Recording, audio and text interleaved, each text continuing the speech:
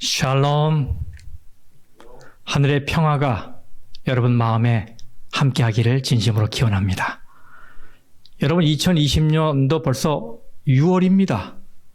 왜 이렇게 시간이 빨리 지나갑니까?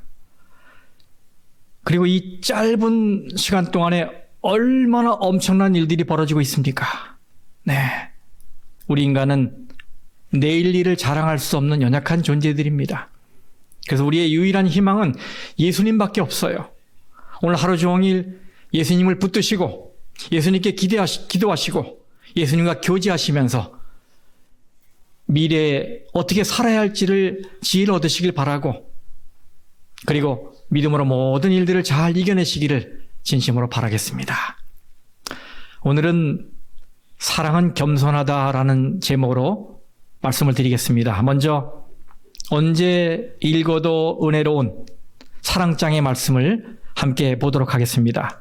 고린도전서 13장 4절에서 7절까지 말씀입니다.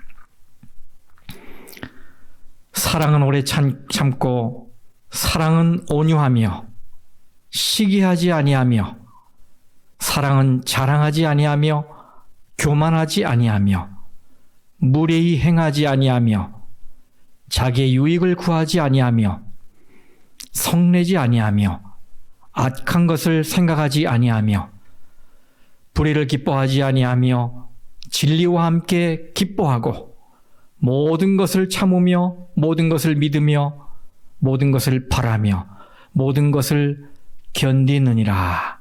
아멘. 오늘 본문의 말씀은 사랑은 교만하지 아니하며입니다.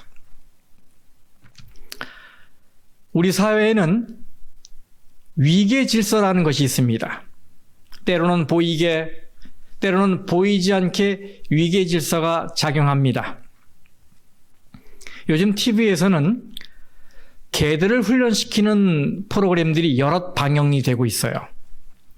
한 번은 어느 가정이 자신의 개에게 문제가 있다며 교정을 부탁해서 이제 제작진들이 찾아갔어요.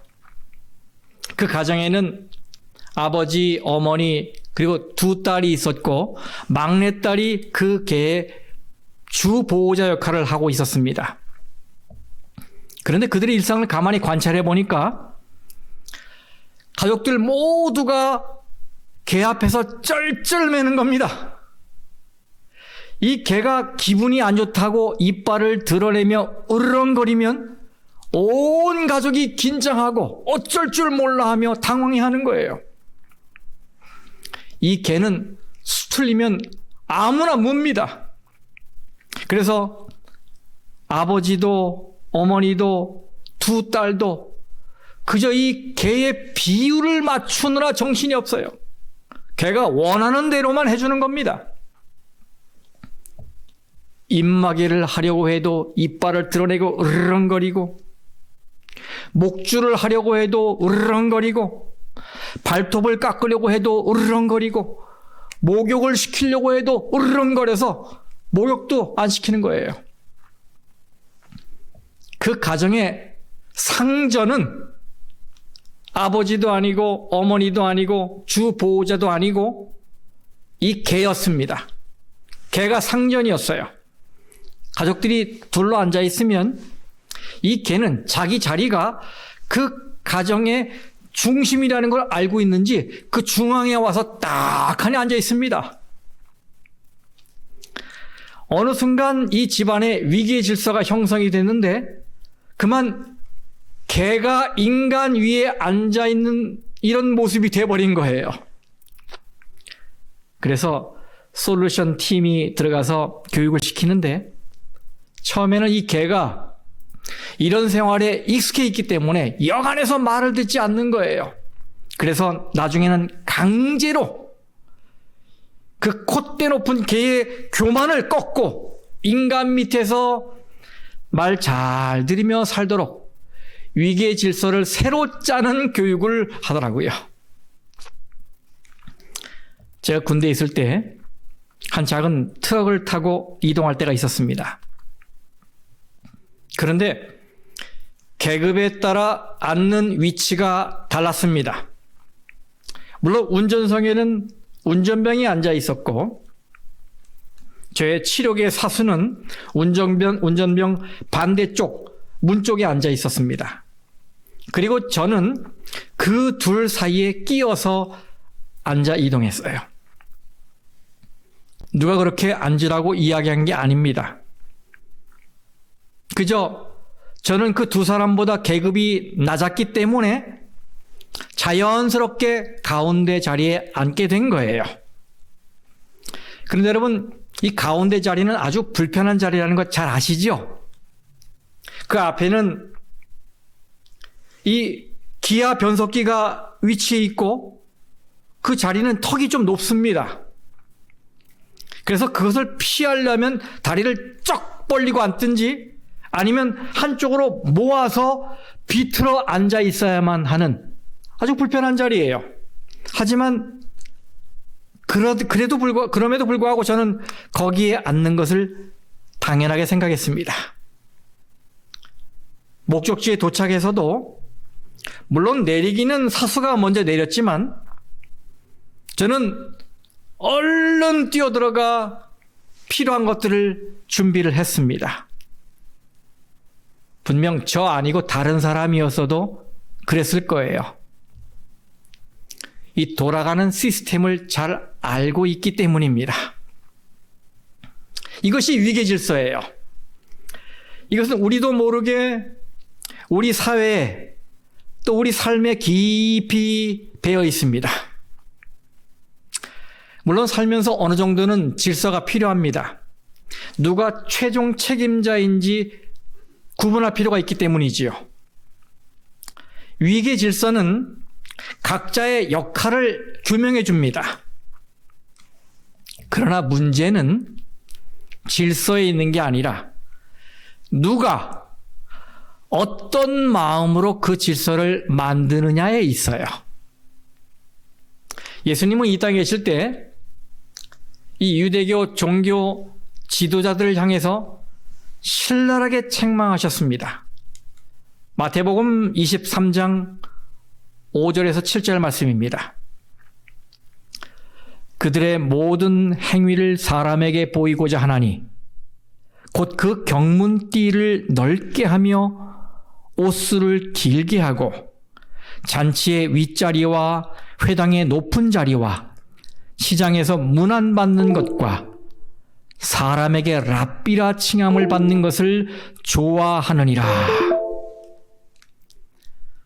예수님은 그들이 보통 사람과는 구별되는 아주 눈에 띄는 옷을 입고 또 자신을 드러내는 잔치자리의 상석, 그리고 이 영적 계단의 맨 꼭대기에 앉아서 사람들을 내려다보고 있고 사람들이 자신을 우러러보며 극진한 대접을 하는 걸 좋아하고 있다고 책망하셨어요.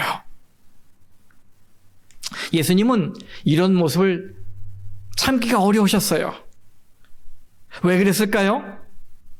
그 이유를 찾는 건 어렵지 않습니다. 만일 내 눈이 나만 보고 있다면 어떻게 어려운 이웃을 사랑할 수 있겠습니까? 만약 내 손이 나만 가리키고 있다면 어떻게 이웃에게 하나님을 가리킬 수 있겠습니까? 만약 내 꼬리의 날개가 활짝 펼쳐져 있다면 어떻게 우리가 사람들에게 하나님을 보일 수가 있겠습니까?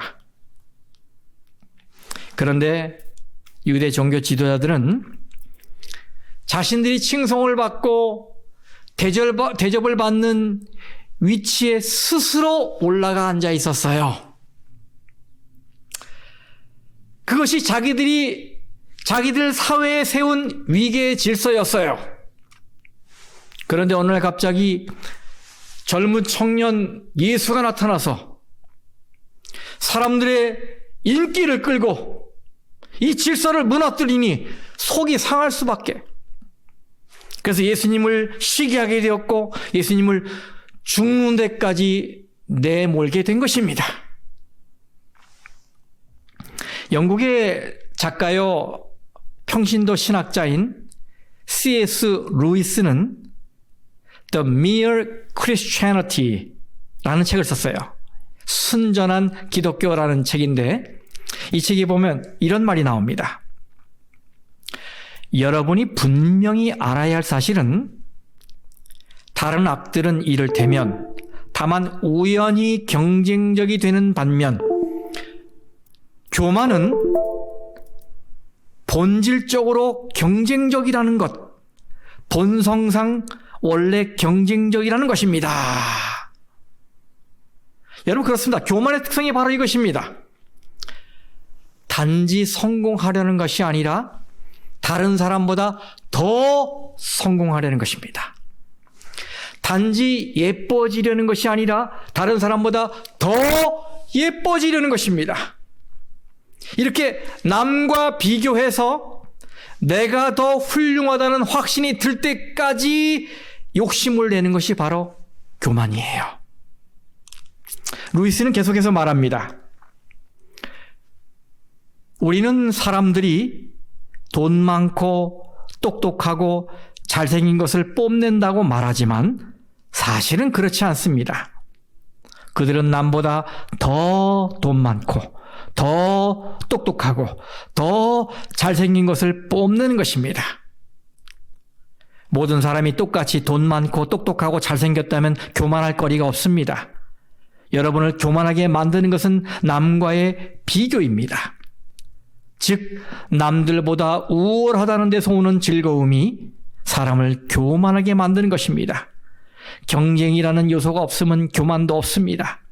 교만한 사람은 자기보다 힘있고 돈 많고 똑똑한 사람이 전 세계에 단 한 명만 있어도 경쟁자로 여기고 적으로 여깁니다. 이렇게 교만은 무서운 거예요. 굉장히 무서운 영적 질병입니다. 의학계에서는 심장병이나 고혈압을 silent killer라고 말합니다. 조용한 살인자라는 말이지요. 그 이유는 특별한 증상이 없이 조용히 나타나서 어느 순간에 치명적인 손상을 입히기 때문이에요. 그런데 교만이 바로 이 silent killer, 조용한 살인자입니다. 왜냐하면 자신이 교만한지 아닌지 스스로 인지하지 못할 정도로 조용히 찾아와서 어느 순간 내 영성을 송두리째 앗아가고 내 믿음을 무너뜨리기 때문이에요. 이것이 바로 교만의 교묘함입니다. 다른 사람이 어깨에 힘을 주고 좀 폼을 잡는 것은 쉽게 알아차리고 아주 싫어하면서 내 속에 있는 교만은 알아차리지 못해서 그것 때문에 무너지게 하니 얼마나 교묘합니까? 예수님의 제자들도 예수님과 함께 동행했지만 인위적으로 위기 질서를 만들고 남들보다 높아지려고 하는 이 교만의 정신에서 자유롭지 못했어요. 그들은 늘 누가 더 크냐 하면서 다퉜습니다. 여러분, 어느 자리에서까지 다퉜습니까? 네. 예수님과 최후의 만찬을 벌이는 그 자리에서까지 다퉜어요. 이것은 마치 부모의 임종을 지키는 자리에서 자녀들이 유산 싸움을 벌이는 것 같이 아주 씁쓸한 것입니다. 우리는 이것을 보면 참 한심하다 생각되지요. 그런데 이게 바로 제자들의 모습이었어요. 그리고 어쩌면 오늘 우리들의 모습인지 모르겠습니다. 교만이 교묘한 또 다른 이유는 좋은 일을 많이 할 때 찾아오기 때문이에요. 여러분, 좋은 일을 많이 하다 보면 자기가 지금 좋은 일을 하고 있다는 이 생각에 그만 눈이 멀어서 그 배후에 교만이 작용하고 있다는 것을 눈치채지 못하게 됩니다. 그러면 성도 여러분, 여러분께서 뭔가 선한 봉사를 하실 때, 그리고 좋은 일을 하고 계실 때 교만이 스며들지 않도록 각별히 유의하시기 바랍니다. 그리고 모든 것이 주님의 은혜로 이루어지고 있다고 생각하시고 하나님께만 영광을 돌리시기 바랍니다. 그래서 루이스는 내가 교만한지 교만하지 않은지 알아볼 수 있는 아주 흥미로운 자가 진단법을 제시해요. 그것은 나 자신에게 이렇게 묻는 거예요. 사람들이 나를 알아주지 않거나 쓸데없이 아는 척하며 내 일에 참견하거나 은인 행세를 할 때 나는 얼마만큼이나 싫은 마음이 드는가? 여러분 한번 생각해 보세요. 나는 이런 일을 당할 때 얼마만큼 싫습니까? 누가 나를 참견하고 아는 척하고 자기가 나의 은인인 척 이렇게 막 이야기할 때 얼마만큼 싫어요, 여러분은요? 이 루이스에 따르면 교만한 사람일수록 다른 사람의 교만을 못 본다는 겁니다. 그러니까 볼 수 없다는 거예요. 그래서 싫은 마음이 강한 만큼 꼭 그만큼의 교만이 내 속에 있다고 보면 된다는 거예요. 그 이유는 교만은 본질상 경쟁 관계에 있기 때문이지요. 그래서 그 사람을 상대하며 느낀 이 불쾌감이나 역겨움만큼 내 속에 교만이 자리 잡고 있다, 이런 말이 되는 거예요. 그러면 혹시 여러분이 이 설교는 누구누구가 들어야 하는데 라고 생각되는 분이 계십니까? 여러분 이제는 이 생각을 버리시길 바라요. 이 말씀은 너가 아니라 오늘 나에게 주는 말씀이기 때문에 그래요. 예수님은 오늘 너가 겸손하라고 하지 않고 내가 겸손하라고 말씀하시기 때문이에요. 저는 우리 모든 성도님께서 이 말씀을 각자 자신에게 적용해서 모두들 겸손한 자들이 돼요. 주님께서 쓰실 만한 겸손한 주님의 종들이 되시기를 간절히 바라겠습니다. 잠언 16장 18절 말씀을 보겠습니다. 교만은 패망의 선봉이요 거만한 마음은 넘어짐의 앞잡이니라. 여러분 이 말씀을 표준 세번역 성경으로 보면 교만에는 멸망이 따르고 거만에는 파멸이 따른다라고 돼 있어요.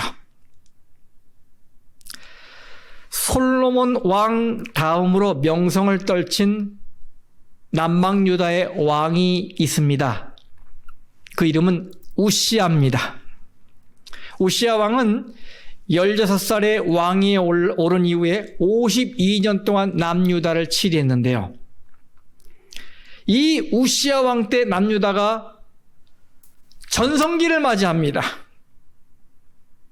블레셋과 아랍 족속과의 전투에서 승리했고 암몬 족속으로부터 조공을 받게 됐고 최신식 무기들을 개발해서 군사력이 강하게 됐고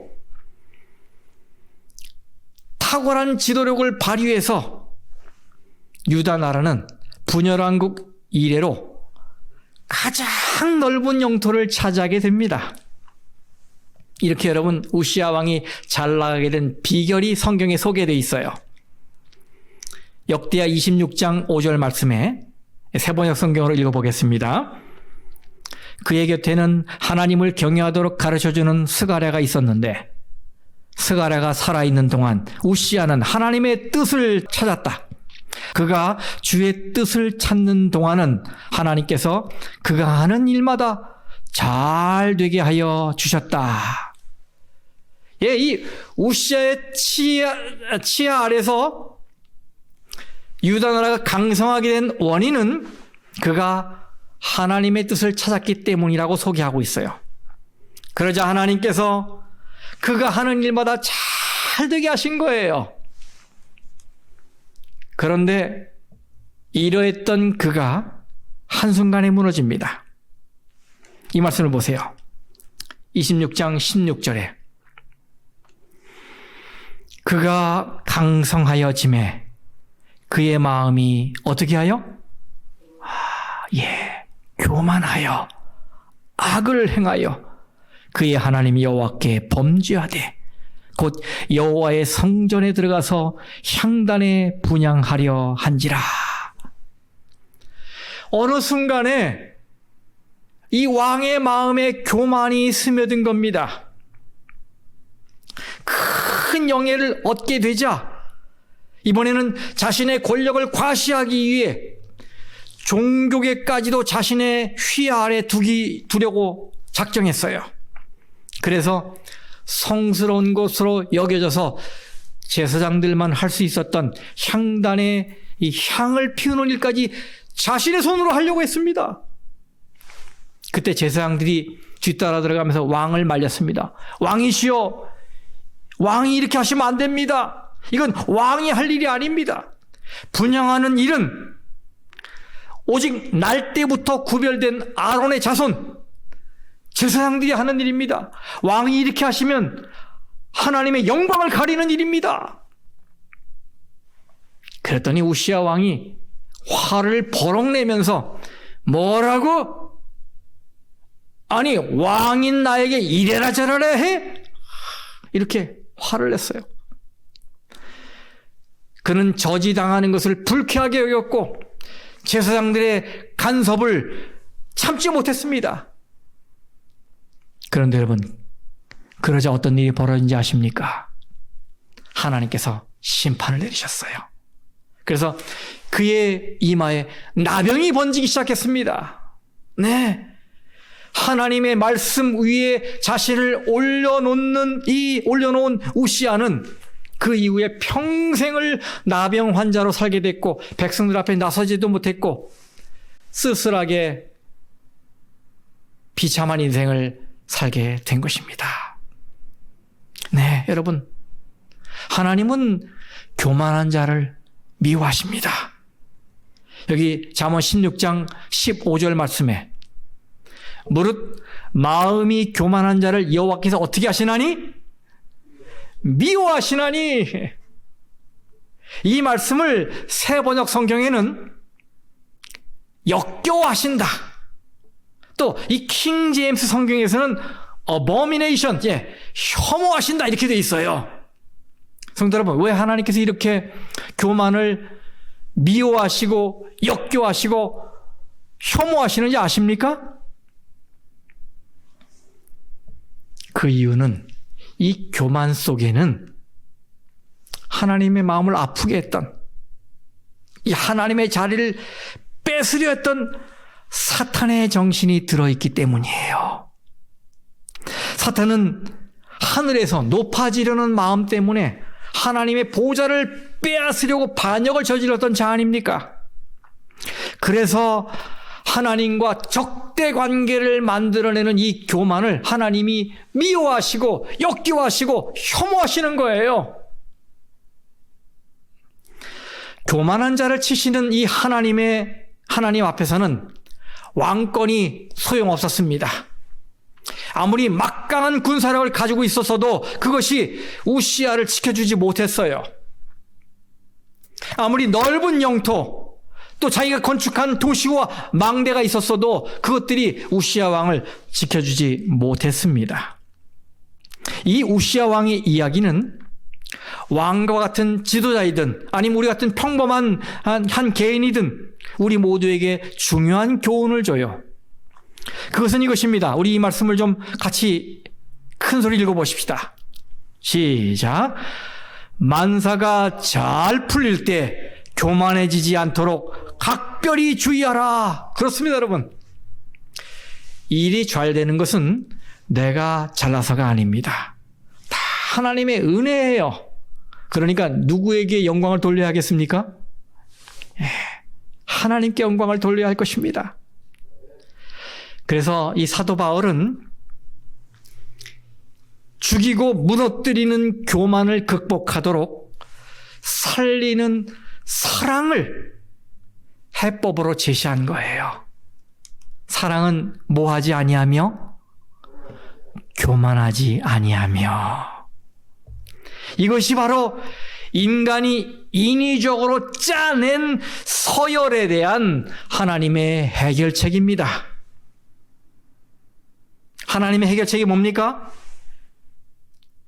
서열의 방향을 바꾸는 거예요.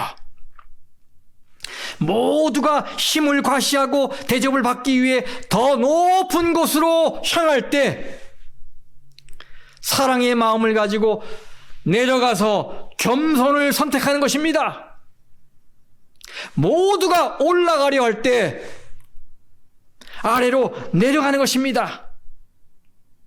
이것이 바로 하나님의 해법이에요. 서열의 방향을 바꾸는 것. 예수님이 그렇게 하셨습니다. 예수님은 내려오셨습니다. 세상 사람들이 싸우면서 위의 자리를 차지하려고 올라가는 동안에 예수님은 밑으로 내려오셨어요. 그래서 교만으로 죽은 이 세상을 겸손으로 살리십니다. 빌립보서 2장 5절 8절 말씀을 보겠습니다. 우리 교동문으로 읽어봤지요? 이 말씀을 괜찮으시다면 같이 읽으면 좋겠습니다. 너희 안에 이 마음을 품어라. 곧 그리스도 예수의 마음이니 그는 근본 하나님의 본체시나 하나님과 동등됨을 취할 것으로 여기지 아니하시고 오히려 자기를 비워 종의 형체를 가지사 사람들과 같이 되셨고 사람의 모양으로 나타나사 자기를 낮추시고 죽기까지 복종하셨으니 곧 십자가에 죽으심이라. 그렇습니다, 여러분. 예수님은 자기를 비우셨습니다. 예수님은 종의 형체를 가지셨습니다. 예수님은 자기를 낮추시고 죽기까지 복종하셨습니다. 예수님은 십자가에 죽으셨습니다. 여러분, 무엇이 예수님으로 하여금 이렇게까지 하게 했을까요? 무엇이? 찬미가 166장의 가사가 떠오릅니다. 사랑이 구주를 죽게 했네. 왜 날 사랑하나. 여러분, 무엇이 예수를 죽게 했다고요? 사랑이 예수를 죽게 했다고. 여러분, 아가페 사랑은 그런 것입니다. 주님은 사랑 때문에 우리를 구원하시려 내려오셨어요. 당장 이해득실을 따지셨다면 결코 이 땅에 내려오실 수 없으셨을 거예요. 어떻게 하늘 궁전을 버리고 지저분한 마국간을 선택하실 수 있었겠습니까? 어떻게 천군 천사의 경배를 뒤로하고 자신을 죽일 자들을 선택하실 수 있으셨겠습니까? 만일 여러분이 하나님이라면 과연 지푸라기 위에 눕고 여인의 젖을 받아먹고 기저귀 위에 쌓여 있겠습니까? 저라면 그렇게 안 했을 거예요. 못하지요. 그런데 예수님은 그렇게 하셨습니다. 사랑 때문에 하셨습니다. 예수님은 자신이 만들어준 혀로 자신을 조롱하고 자신이 만들어준 입으로 자신에게 침을 뱉고 자신이 만들어준 손이 자신을 못 박을 것을 아셨음에도 불구하고 이 땅에 내려오셨어요. 예수님은 이 땅에 내려오셔서 섬기는 종으로 사셨습니다. 이 말은 우리 모두를 섬겨야 할 주인으로 받드셨다는 말이 아니겠습니까? 왜요? 바로 사랑 때문에. 사랑은 바로 그런 것입니다. 아가페 사랑이란 사랑하는 사람을 자신보다 더 위해 주는 것입니다. 예수님은 자신의 피보다 우리의 생명을 더 소중하게 여기셨습니다. 예수님은 자신의 목숨보다 우리가 얻을 영생을 더 소중하게 여기셨어요. 예수님은 이렇게 우리 인간들이 인위적으로 만들어 놓은 이 위계 질서의 법칙과는 정반대의 삶을 사셨어요. 예수님은 사람들이 가장 하찮게 여기는 참새를 가리키며 이렇게 말씀하셨지요. 누가복음 12장 6절에서 7절 말씀. 참새 5마리가 2아사리온에 팔리는 것이 아니냐. 그러나 하나님 앞에는 그 하나도 잊어버리시는 바 되지 아니하는지라. 너희에게는 심지어 머리털까지도 다 세신 바 되었나니 두려워하지 말라. 너희는 많은 참새보다 더 귀하니라. 네. 하나님은 이 세상에서 가장 천하게 보이는 참새까지도 잊지 않으십니다. 그러나 우리는 새들의 왕인 독수리만을 기억하고 독수리가 되기 위해 노력하고 있지요. 이 미국을 상징하는 새, 이 National Bird, 이 국조는 흰머리 수리인 거 아시죠? Bald Eagle이라고 그래요. 여러분 서부 영화를 보면 이 절벽 위에 고고하게 앉아 있다가 날개를 쫙 펼치며 고공행진을 하는 새, 그 새예요. 얼마나 멋있습니까? 굉장히 힘이 강한 새지요. 그래서 자신들도 그렇게 되기 위해 자신들 이름에다가 독수리를 집어넣은 이 운동팀들이 많습니다. 어느 누가 힘없고 연약한 참새를 자신들을 대표하는 새라고 내세우겠습니까? 아무도 안 그러죠. 하지만 하나님은 참새를 잊지 않으십니다. 예수님은 어린아이들을 위해서 시간을 내셨고 남들이 가까이 하길 거부하는 나병 환자를 잡아주시고 치료해 주셨어요. 예수님은 간음한 여인에게 새 출발할 기회를 주십니다. 예수님은 십자가의 강도에게 구원을 약속하십니다. 예수님은 오늘 우리에게도, 그래서 힘없고 연약한 자들에게 사랑을 나타내라고 하십니다. 누가복음 14장 13절 말씀.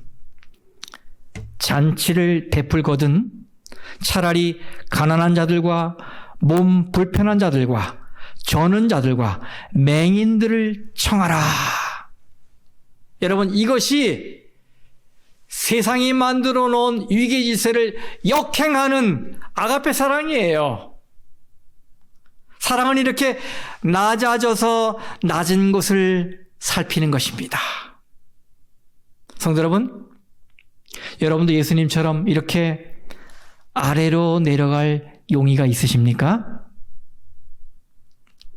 예수님이 그렇게 우리를 높여주시기 위해 애를 쓰셨는데 우리가 이웃을 그렇게 높이지 못할 이유가 어디 있습니까, 여러분? 빌립보서 2장 3절 말씀입니다. 아무 일이든지 다툼이나 허영으로 하지 말고 오직 겸손한 마음으로 각각 어떻게 하라고요? 자기보다 남을 낮게 여기고.